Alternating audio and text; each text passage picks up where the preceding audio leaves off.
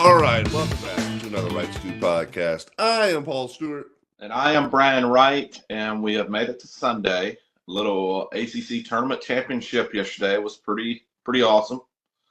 Yeah, the Dukies, I think as expected, won. But again, in pretty convincing fashion and without Cooper Flag. I mean, I think this puts them in a clearly the position to be the 1-1 in the big tournament. But it shows, hey, they're more than just one guy. I mean, they're a legit team.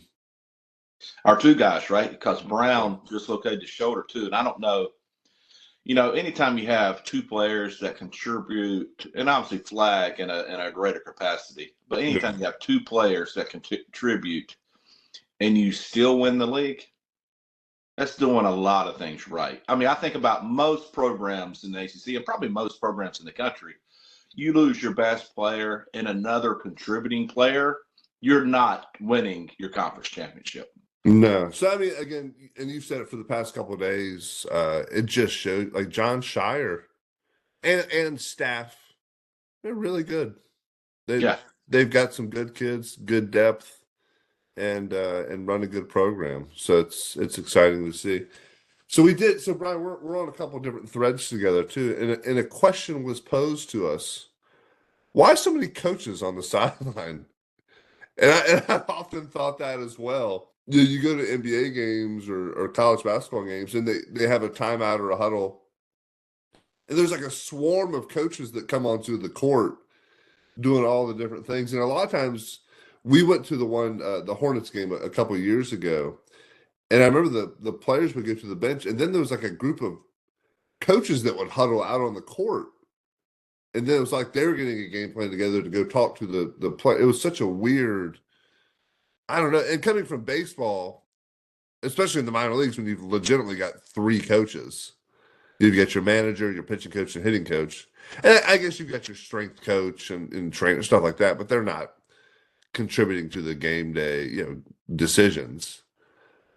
Well, I think, as the money had gotten so great into college sports, I think one of the ways to justify what they were, ultimately playing the head coach was to add all these other coaches. There's, in the NBA, I know you have like your, out of bounds play guy. You have your guy who's just looking at the offense. You have a guy that's just looking at the defense. You have your guy that's looking for trends that are happening that they've seen on video. So they've got a lot of different people in the NBA. I'm not sure if that's set up the same way in the NCAA or in college, but I'll say this was kind of a bad look, if I was being honest. Like Hubert Davis, during the end of that game when they were playing UNC, he wasn't the one that was drawing up the play in the huddle.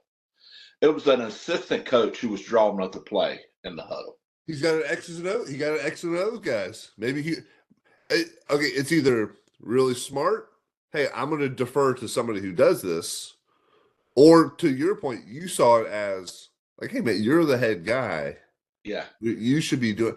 Or maybe Hubert just can't write very well. Maybe he's got chicken scratch writing. I don't know, Brian. Well, I got chicken scratch writing, and so I would need somebody for sure. But I would say, as somebody who's kind of been criticized, at the coach for UNC, it's also one of those things where it was kind of a bad look, right? Because you got John Shire, like all his guys are gathered around him. He's got his board. He's drawing a couple things that they're expecting, and then you got Hubert Davis beside the assistant coach who's drawing up plays, kind of looking over his shoulder, watching what he's drawing up, and it was a bad look. But to your point, do you think Hubert was surprised? Like, oh, that is a good play. That's a good one there. I don't think it worked, but it did feel like stepped on the line. Yeah, it was just no.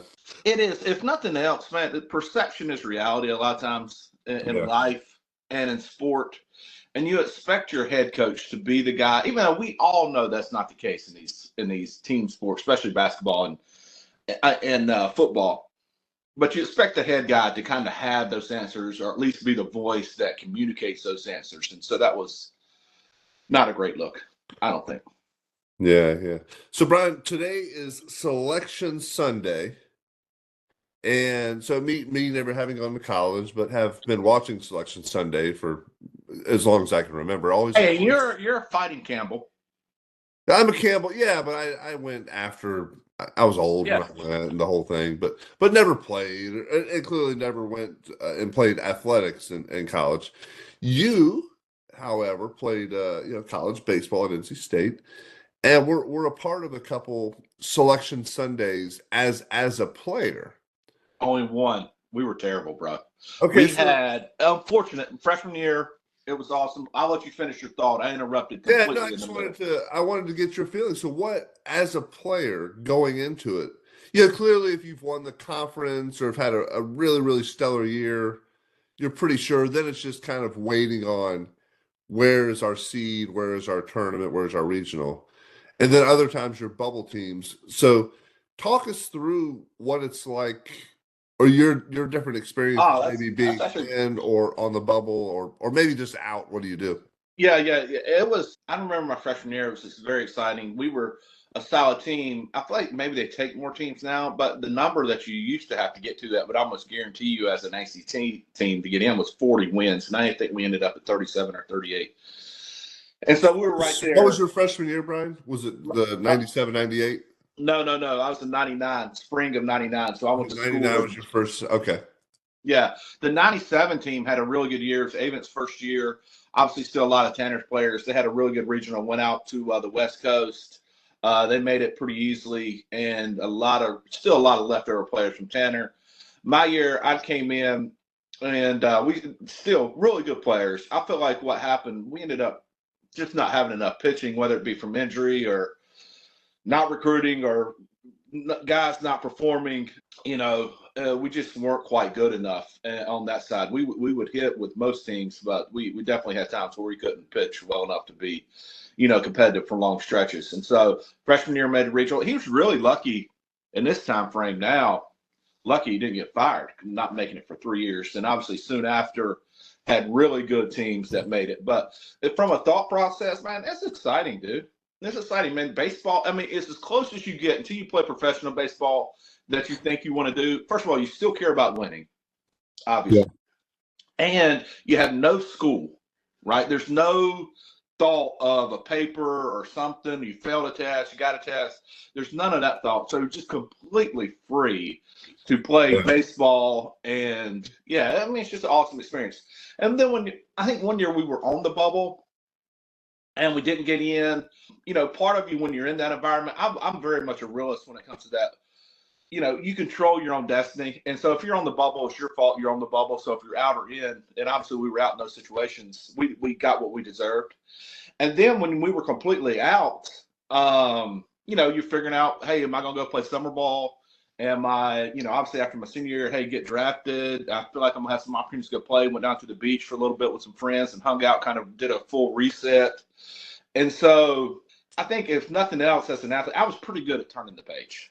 Yeah. My nature is to see glass half full, but also to compartmentalize and turn page. And so once it was out of my control, you're disappointed, right? Just like we are, hey, if we don't make the gold bracket with our kids right on Sunday, even though that doesn't, none of it really matters. But, Yeah. It's kind of the same, very similar feelings, if I'm being honest with you. Yeah. So on the one year you were on the bubble at NC State, did you guys have a watch party or were a few of you guys gathered around or were there cameras in the room? What was that? No. That was before there was all this hype around it, bro. Okay. Before all the hype around it. And so, I think there was a few of us that gathered, and I think that we felt like there was an outside shot. And then once we weren't, it was kind of, I think coaches reached out to us who had end of year meetings and knew kind of where we stood, what we expect. Immediately, it's kind of like the end of, like you hear about football seasons. Hey, we're going to meet. Hey, we like this, work on this. You're going here to go play. And you usually had those ideas as far as where we were going to go play before the end of the year. But some of them were set later, depending on what situations were, because, well, a lot of people don't know, at least I think this is still the case. Especially in the Cape League and some of these better leagues, we had some kids go play in Alaska and some really cool leagues. Yeah. They only take so many players, and they want good players, right? They want guys. They don't want guys that are just, like you feel like in some ways, hey, that's your time to develop. That's your time to go get reps, especially if you're not. But they don't really want a guy who didn't play, or hasn't had something. Yeah. That's kind of the Coastal Plain League and the local leagues around here that are really good now that were just coming on board. That was more for guys who maybe the fourth outfitter or fifth outfitter who didn't play. Yeah. But yeah, they wanted guys that could play a little bit if you were going to some of those other leagues. Yeah, and so what Brian's referencing during the summer after the baseball season, a lot of guys will want to stay sharp. They want to develop, and so the Cape Cod League has, as long as I can remember, been the premier, and it's a wood bat league. Yeah, and you go up there, and it's literally just like kind of an all-star league. You're getting the best players from all the conferences, and you go up there and a lot of scouts and the whole thing, and then they used to have a league in Alaska. Yeah, where you would go and play a lot. The same thing. And that was kind of like the next tier, maybe a little younger players, maybe some freshmen and sophomores. And then there was a lot of smaller, like the Coastal Plains League has developed really well over the last 20 years. There used to be the Valley League too. I don't even know. Valley League, yeah. So there's a lot of summer leagues. And then there's other leagues I know too for who folks who are playing D2, D3, and like there's a lot of leagues out there now for players to go out there and get some reps in and develop. You can really fall in. Just to echo, I didn't have good years up there. I very much had a aluminum bat swing to start with. It took me a while to develop. I don't think I hit with wood as much as kids do now at such a young age. But I was up there with Teixeira and a lot of really good players, and you could really change your draft stock. And I think sometimes you see kids in college even now having a decent year, but they're talking about him being a first or second round pick, and you're like, dude, what? Dude, I don't see it, right? His stats don't indicate that. Well, he went up to the Cape League and hit 310 with 6 home runs and 50 games. So it's a little bit different. Yeah, the thing that's so crazy about the Cape, too, is I've seen a couple games tell they're not like super well-attended games. There's some locals there. It feels very minor league-esque. It feels Summer Catch was obviously it's a bad portrayal of the Cape Cod League. Yeah. But they filmed it in around the stand. We had someone was filmed in Wilmington, and so we had ex-teammates that were extras in the Summer Catch movie. But dude, they have really. So I went up there a couple years ago after playing there in 2000 and 2001, maybe, or fall. Actually, 99 and 2000. And they have really put much. It has, it has kind of the same aura. You talked about it, like you've been to Iowa with the Field of Dreams. It kind of has that same kind of old school stuff's really old, but they have redone a lot of stuff now. They have spent some money. It is the stadiums that we went to that I played with back in the day. I played with Harwich and I played with Catuit. Super nice stadium. Chatham has always been a really nice place, and they seem to, it's very.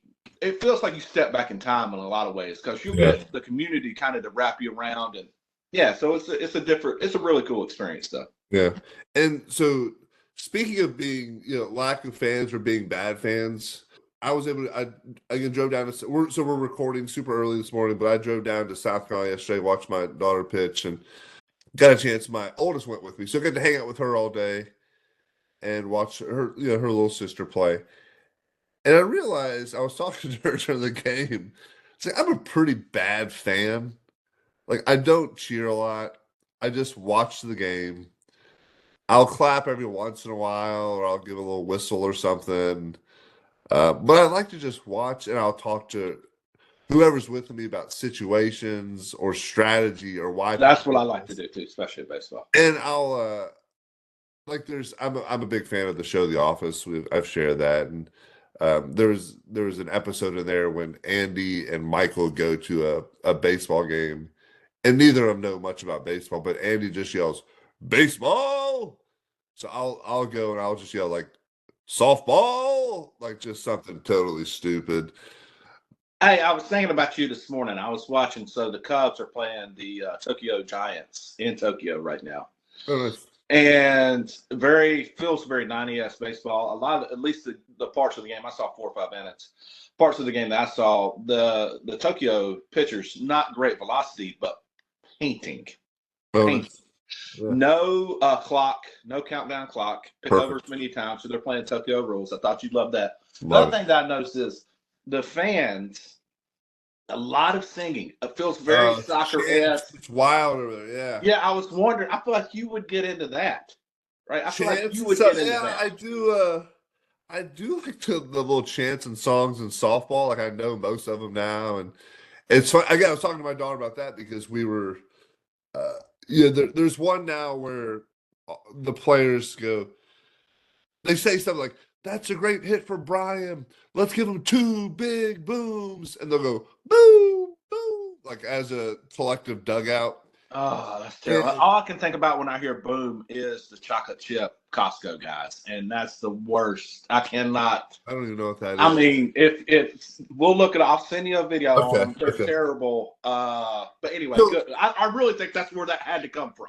so my daughter said she goes, "I thought we made that up at her school." And I was like, she's like, but then I hear a bunch of people that maybe we stole it from. Apparently, it was like a TikTok trend or something. The boom, I don't know, but it's funny how those things. And she played in a tournament last week in Myrtle Beach, and I said, well, how are the other teams? Like, how did? Because there was a lot of teams from up north, and her dugout's pretty lit. Like they're getting after it. Like they've got like whole choreographed songs and like the whole thing, and they get after it pretty good. And she's like, no, the other teams were just like, hey, here we go. Like, go get them. Yeah, and they would do something every once in a while, but not nearly as to the level that they would. But no, I'm not a chant. I remember in Venezuela when I played winter ball down there, they had a lot of kind of singing. It felt more soccer-esque. Yeah, With that's what the Japanese. I mean, that's what I felt. You got this big drum in the background, trying to yeah. keep a rhythm for everybody.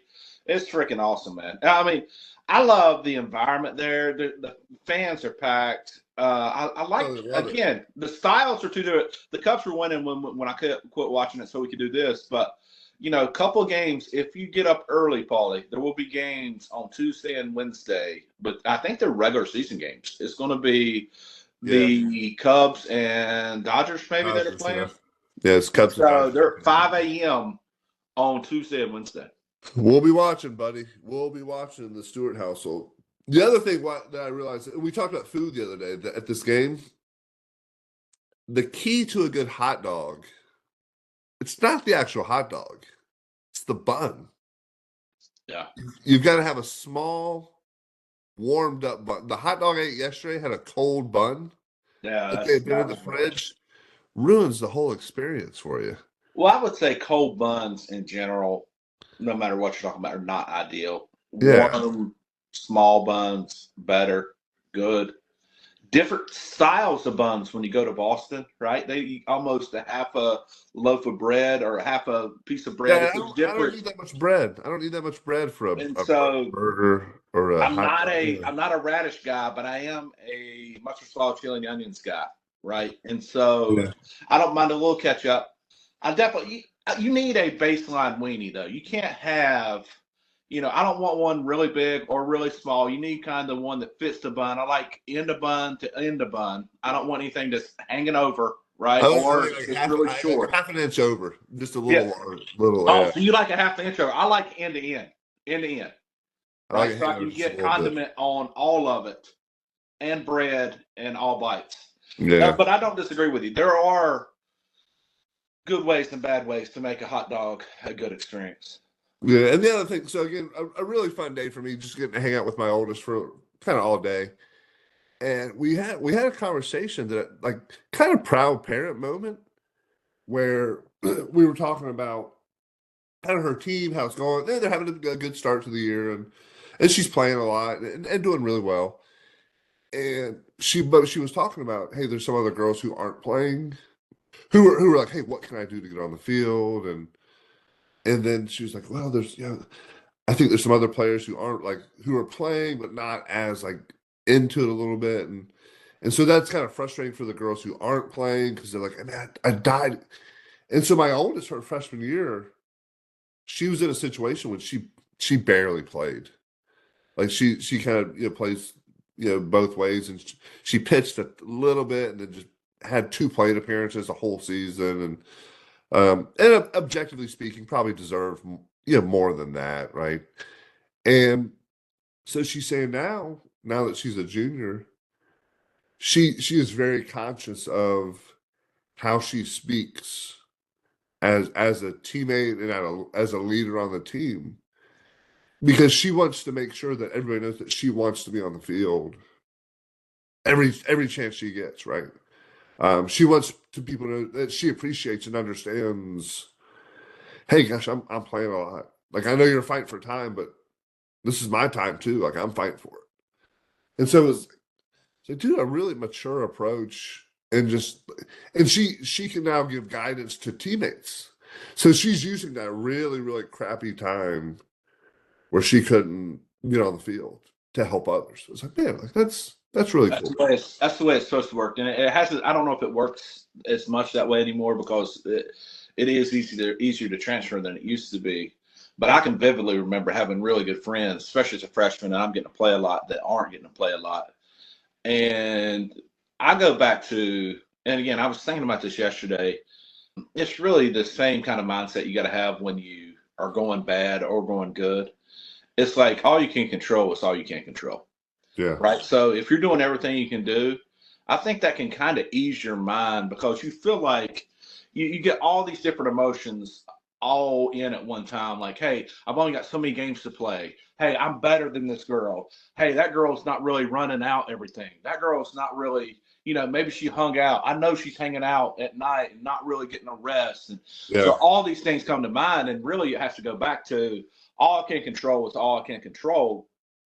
That's a lot easier said than done. And I'm a little bit natured that way. But I'm a big believer. It's the same way when you're going good hitting or going bad hitting. If you're going bad hitting, all you can control is the next at bat. You sit there and dwell on your 0 for 3 or your 0 for 5 or whatever. All you can do is control this next at bat. You control how hard you work going forward. And I think that is, man. It's good to see that as a father, right? To be able to see your kids mature in a way that's like, yeah. I've always said, Paulie, I want to like my kids when they're adults. Right. That's always been my thing, because there's times where you have to, as a parent, be rough on them or say things to them that are, we're kind of mean, but you gotta be a parent. You can't always be a friend. It's fun to be a friend, but you gotta be a parent. Yeah. I agree 100%. So I've always told them, I want to like you when you're an adult. And for me to like you when you're an adult, I need some adjustment in how you view things or how you go about things. Yeah, absolutely. That's great. I like that take on it. So a big day today for a lot of college basketball teams out there. We'll be watching the selection show for sure, and then have more coming back to you. We'll be talking about bubble teams, whose bubble was burst, and who made it, and then get some picks out there for you. So, any hot takes on the tournament tonight, Brian? Or are you just looking forward to seeing how many SEC teams get in there? If I'm being honest, I'm indifferent. I mean, I know I should be as a fan or maybe somebody who, we talk about sports, and I'm kind of like, all right, let's see what happens. I'm gonna pull for Duke because I'm an NC State fan, and that's all we got, I guess. I'll be interested to see if North Carolina gets in, and where they're actually seated. Yeah. I'll be interested to see, like you said, how many SEC teams do get in, but I'm not exclusive. I'm not really I'm not fired up about this. I'm more fired up about the Japanese game, than I am. Well, I guess maybe. I love it. No, yeah, I agree. Baseball season is about to start happening. It is I like the games. I like them going over there to Japan, especially now that with more Japanese and Far East kind of influence. I appreciate it being over there. It's a weird kind of start to the season though. Like there's the 2 or 3 games, and now some people have stats, and then you wait a week or 2 for the rest of the season to start. It's kind of, I honestly, I wish they would just kind of be exhibitions. I don't like them being like games, like real. Hey, I got a question. Are we close to having like a true World Series? Like you have the champion of the U.S. Yeah, well, go play the champion of Japan, or go play the champion of the Mexican League, or the champion of the. Are we close to? I think that would be real. I mean, again, I think the U.S. would dominate in a lot of ways, at least. But clearly, Japan has some really good players. Do you think we're close to ever having like a true like World Series? Maybe the Australia. I don't know. Well, I mean, we've got the World Baseball Classic, which is a version of that. Pretty close, right? But if you were to have a true World Series, I mean, would you take like the the Cubs or the Yankees. Whoever wins the championship. And then, well, so part of that, so they have the Caribbean series, right? And the win. So part of that too is seasons don't run concurrently, right? So like the Caribbean series, and a lot of guys on those teams also play on major league franchises. I just think logistically it's next to impossible. I think the World Baseball Classic is close that you could ever get to it. And, like the Australian League plays in our off season, right? So, so I conceptually it would be a lot of fun. But from reality, you would have crossover guys who need to be playing on both teams. Yeah, like in the Australian League, you've got people from major league franchises and organizations. There's a lot of crossover. But I think the World Baseball Classic, I think, is a lot of fun. I didn't get into it the last time they did it though that was a blast. And I think because the players now understand it a little better, and it felt like because the first one was some like Clemens and some like real guys. But it felt like they just treated it like kind of another spring training because it happened in spring. Yeah. It felt like the last one, it was a little more college, a little more Olympics, national pride, and guys were really kind of buying into it. And maybe it's because this is the generation that played travel baseball, and they're used to kind of bouncing around teams. They kind of got it a little more. But so I'm looking forward to the next time they do that. But yeah, from a true like. It's always been weird. They call it the World Series, and I guess players from all over the world are coming here. So if you for sure, and obviously Japanese players. I mean, there's 2 Japanese pitchers that are starting for both of those organizations, and they were talking about on the cast, the broadcast this morning, that basically is for it's minimum to get in the building's $1,000 American dollars to get in the building, and so it is drawn some interest, and obviously. Somebody's drawing some money. They got the Napon, on their unis, and so they're making money over there. And again, whether we like it or don't like it, you got to find a way to pay for that $700 million contract. For Ohtani. Yeah, somebody's got to pay that fella. Yeah. Well, in a few years they do. He's just getting a couple million. That's right. It's deferred. But dude, I don't know. I would be curious. We would look it up, and I'm sure it's not that hard to look up. But knowing what their true liabilities are. Now going forward, it may be $1.5 billion because they just signed another Japanese pitcher who's starting. So anyway, really cool. Yeah. They did a really good job with the broadcast on this MLB with the Cubs playing the Tokyo Giants. I mean, going through and showing a lot of the Japanese Baseball Hall of Fame. Again, it feels very, very 90s baseball though. I mean, I'm telling you can see the difference. The Americans are beating them with just stuff, right? That's how they're getting them out. Hitting a lot of big plates. The Japanese feel like they still are very much pitching, painting. It feels different to me. I don't know what the final score of the game was, but it feels more technical from the Japanese side than it does the American side. Their stuff is just better, if that makes sense. Yeah, it does. So. Man, well, exciting times coming up. March Madness, start of the baseball season, NFL draft around the corner. A lot of good things. So, hey, we appreciate you listening today. Looking forward to bringing more content to you here around March Madness and a lot of fun. So, enjoy that sports day. Out, go Pack. 13-6, I think. 12-6. 14-6. 14-6. Thank you. Out.